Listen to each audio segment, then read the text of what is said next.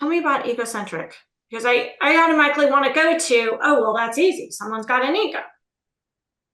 That's a part of it for sure. How I define egocentric bias is my views are clear to everyone and true.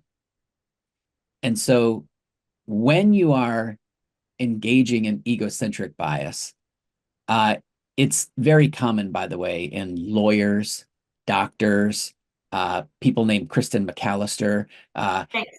anybody that's had a measure of success in their life, because you need to have that, right? You need to have that kind of clarity on who you are, what you're doing, and how you're going about doing it. So I want to say this again, like just like me bias, it's not innately a bad thing. Egocentric bias is actually a sign of strength in certain contexts.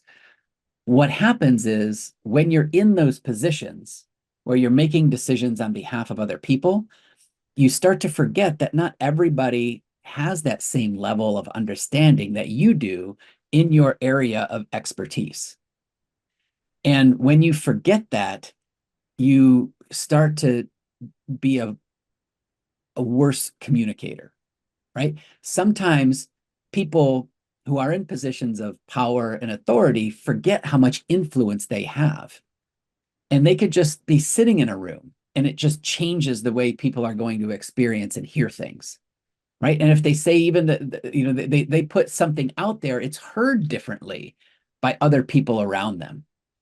And a result of this, a byproduct of this, a lot of times is intimidation. Like you just come across as being very intimidating.